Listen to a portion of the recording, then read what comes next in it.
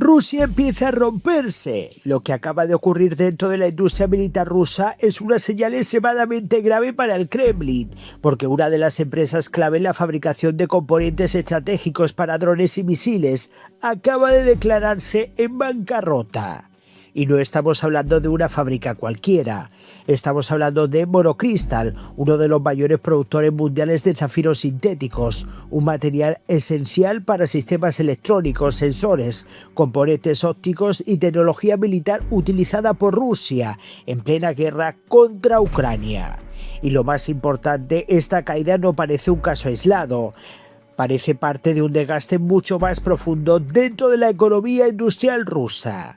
En las últimas horas, medios rusos y The Moscow Times confirmaron que la empresa Monocrystal, integrada dentro del grupo Energomera, ha iniciado oficialmente el proceso para declararse en quiebra ante un tribunal ruso en Stavropol. La noticia es enorme porque en este caso hasta hace poco, la compañía controlaba aproximadamente un tercio del mercado mundial de zafiros sintéticos. Sí, un tercio del planeta.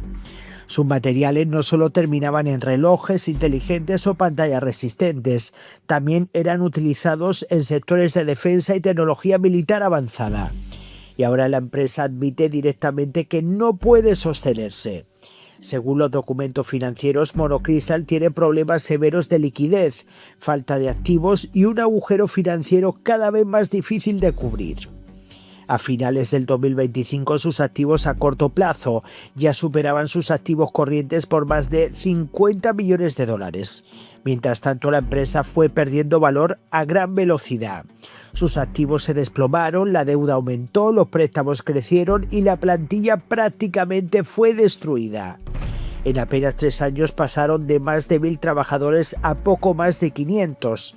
Y aquí es donde la situación se vuelve todavía más interesante, porque las razones del colapso reflejan exactamente los problemas estructurales que Rusia lleva meses intentando ocultar y que está arrastrando.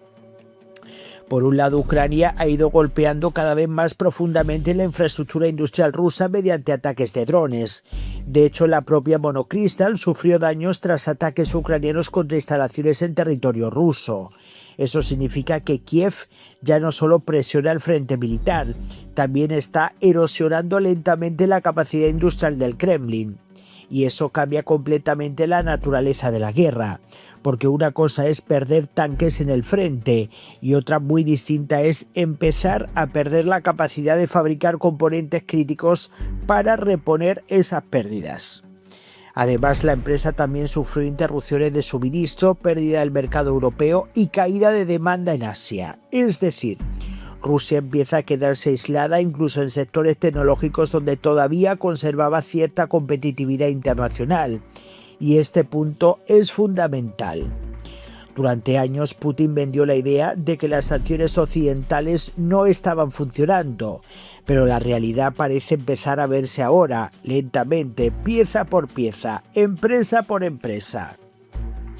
Porque el problema no es solamente financiero, el verdadero problema es tecnológico. Rusia todavía puede producir armamento básico en grandes cantidades, pero mantener una estructura moderna de alta tecnología en medio de sanciones, aislamiento internacional, fuga de talento y ataques constantes es muchísimo más complicado, prácticamente imposible. Y Monocrystal representa exactamente eso, una de las pocas compañías rusas consideradas competitivas a nivel global, acaba de admitir que está al borde del colapso. Y ahora Moscú enfrenta un dilema enorme: o rescata a la empresa con dinero estatal o permite que una pieza estratégica de su industria desaparezca. Los expertos rusos ya hablan de una posible reestructuración profunda, cambio de propietario o venta de la división de zafiros a nuevos inversores. Pero incluso eso demuestra la gravedad del momento, porque cuando una estructura estratégica empieza a depender de rescates urgentes, significa que el sistema ya está entrando en fase de desgaste, y mientras tanto Ucrania sigue presionando, no solo en el campo de batalla, también dentro del territorio ruso, también contra su economía, también contra su industria militar. Y cada ataque de precisión parece estar aumentando lentamente el coste real de esta guerra para el Kremlin. Lo más peligroso para Rusia no es una derrota instantánea, es el desgaste acumulativo, la erosión lenta, la pérdida progresiva de capacidad tecnológica, financiera e industrial.